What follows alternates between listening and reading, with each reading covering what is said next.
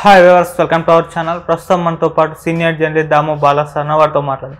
నమస్కారం సార్. నమస్తే సార్, ఒక భార్య తన ప్రియుడి కోసం తన భర్తని వేరే సుఫారీకి ఇచ్చి చంపించేసింది సార్. ఇప్పుడైతే పోలీసులు ఆమెకు షాక్ ఇచ్చారని చెప్తున్నారు. ఇంతకు ఏం జరిగింది సార్?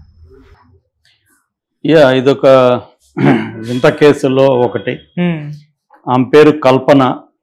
ఆమెకు మల్లేశం అనే అతనితో పెళ్ళైంది. జోగుపేట చాకలి మల్లేశం. అతను ఇస్త్రీ బండి నడుపుతుంటాడు. ఓకే.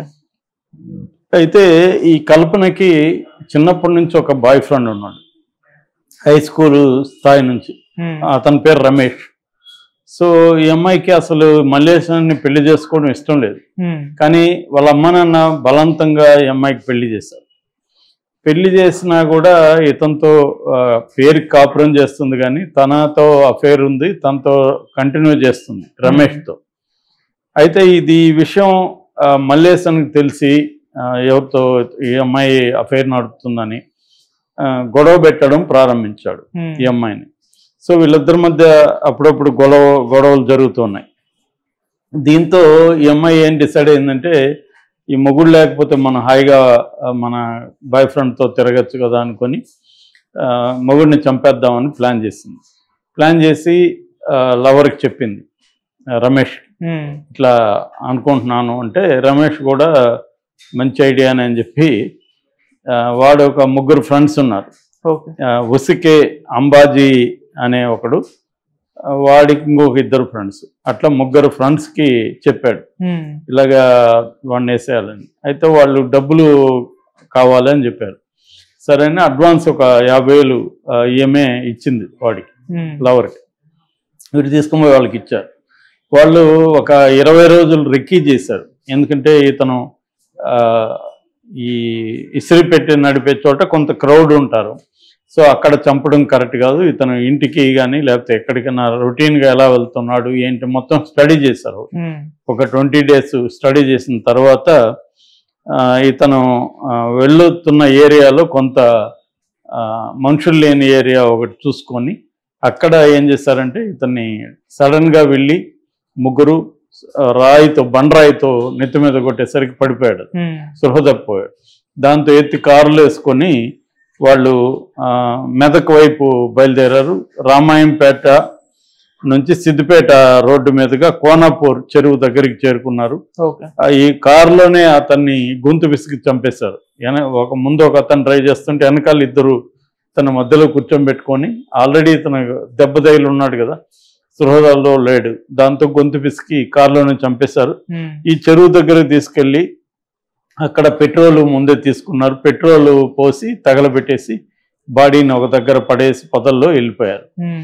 అయితే వీళ్ళ తల్లి, ఈ మల్లేశం వాళ్ళ అమ్మ, మల్లేశం సడన్ గా ఎక్కడికి పోయాడు, రాలేదు ఇంటికి అని చెప్పి విచారించింది. ఈ భార్యను అడిగితే భార్య నాకు కూడా తెలియదు అని చెప్పింది. దాంతో ఆమె పోలీసులకు పోయి కంప్లైంట్ చేసింది. తల్లి మిస్సింగ్ కేసు కింద నమోదు చేసుకున్నారు. ఈ లోపల ఇక్కడ ఈ చెరువు దగ్గర ఎవరో ఈ బాడీని చూసి పోలీసులకు ఫోన్ చేశారు. వీళ్ళు వెళ్ళి చూసినప్పుడు ఆధారాలు చూస్తే అంతా ఇతనిలాగే ఉంటే వాళ్ళ అమ్మని పిలిపించారు.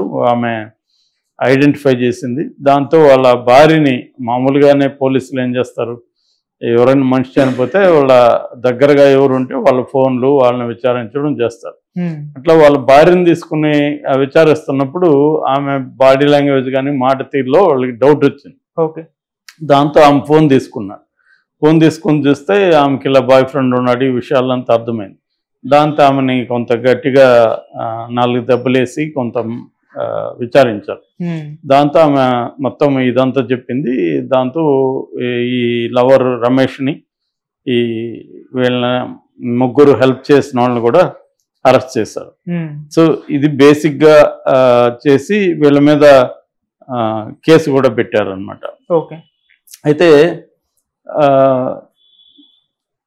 మనకి మామూలుగా ఏంటంటే, నేనే చాలా కేసులు చెప్పాను ఇలాగా. అంటే లవర్ కోసం భర్తలను చంపేసిన స్త్రీల సంఖ్య బాగా పెరుగుతుంది ఇండియాలో.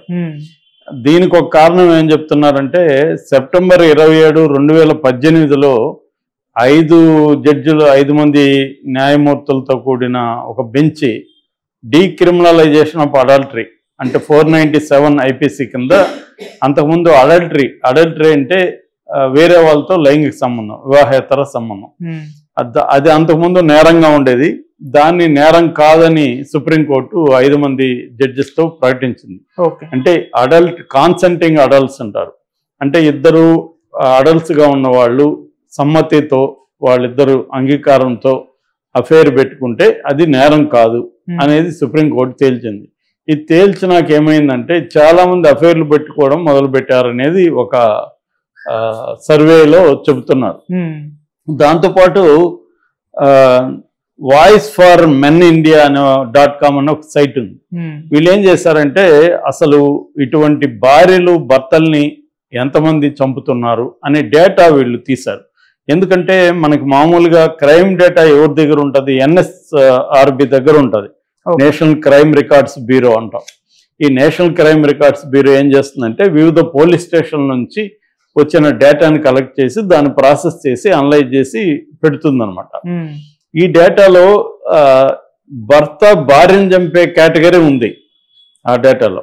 ఆ కేటగిరీలో ఏంటంటే డౌరీ డెత్ కానీ ఇతర కారణాలతో భర్త చంపుతున్నాడు, ఆ కేటగిరీ ఉంది.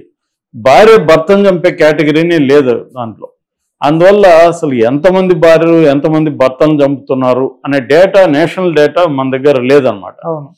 అంటే NSRB మీద చాలా విమర్శలు ఉన్నాయి. అంటే దాని కేటగరైజేషన్ మీద చాలా విమర్శలు ఉన్నాయి. ఆ మధ్య కూడా ఒక సీనియర్ జర్నలిస్టు ఒక బుక్ కూడా రాసింది డేటా మీద, ఎలా డేటా ఉంటుంది మన ఇండియాలో, ఇన్సఫిషియంట్ డేటా, దాన్ని అనలైజ్ చేయడం కష్టం. ఎందుకంటే అనేక మారుతున్న సామాజిక పరిస్థితులను అర్థం చేసుకోవాలంటే ముఖ్యంగా నేర స్వభావాలు, నేర పద్ధతులు, తర్వాత ఎవరు నేరాలు చేస్తున్నారు, వీటినంతా విశ్లేషించాలంటే తగిన డేటా ఉండట్లేదు. NSRB దగ్గర సఫిషియెంట్గా లేదనమాట. అది మారాల్సిన అవసరం ఉంది కానీ వాళ్ళు మారట్లేదు అన్న విమర్శ వస్తుంది. సో వీళ్ళు నేను చెప్పిన voice for men India .com site వాళ్ళు కొంత ఇండిపెండెంట్గా వాళ్ళు కలెక్ట్ చేస్తారు డేటా. వాళ్ళు కలెక్ట్ చేస్తే 2021లో 271 మంది భార్యలు భర్తల్ని చంపేశారు, లవర్ కోసం కావచ్చు, లవర్తో కలిసి కావచ్చు. ఇందులో 271లో 218 కేసుల్లో లవర్తో కలిసి భార్యలు చంపారనమాట. అంటే దాదాపు ప్రతి 16 గంటలకి ఒక భర్త చనిపోతున్నాడు ఇండియాలో.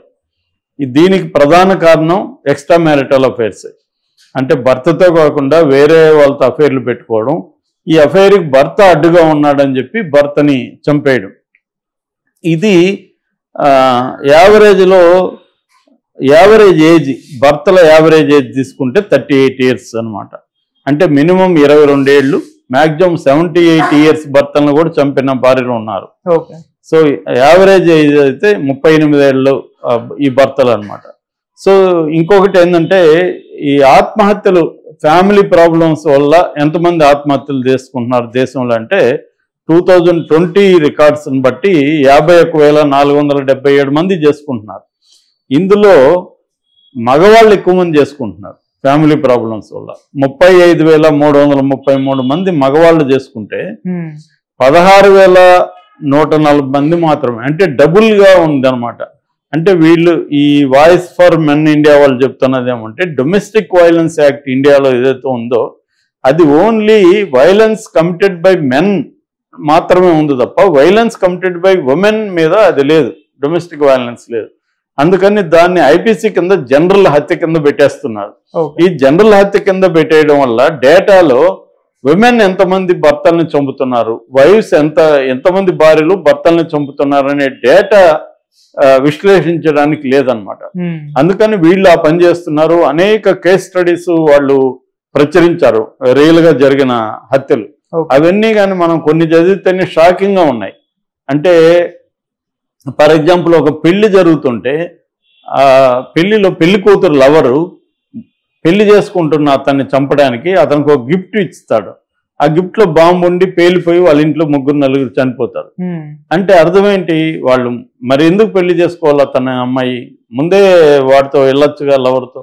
పెళ్లి కొప్పుకోవడం ఎలా, వాడిని పాపం అమాయకుడు కదా, వాడికేం సంబంధం.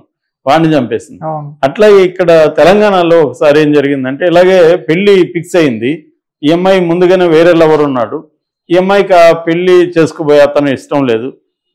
ఆ మాట గట్టిగా చెప్పి నిలబడి ఫైట్ చేయకుండా అతన్ని చంపడానికి ఏం ప్లాన్ చేసిందంటే అతనితో ఫోన్లలో సరదాగా మాట్లాడుతూ ఒకరోజు నువ్వు బయటికి రా, నాకు సిగ్నల్ సరిగా రావట్లేదు అని చెప్పి అతన్ని ఇంటి బయటికి పిలిపించింది. ఇంటి బయటికి రాగానే లవర్ ఆల్రెడీ వెయిట్ చేస్తున్నాడు. వాడు కత్తితో పొడిచి పారిపోయాడు, తను చనిపోయాడు. అంటే ఇలాగా అమ్మాయిలు లేదా భార్యలు తమ లవర్స్ కోసం భర్తలను చంపేసే కేసులు విపరీతంగా పెరుగుతున్నాయి.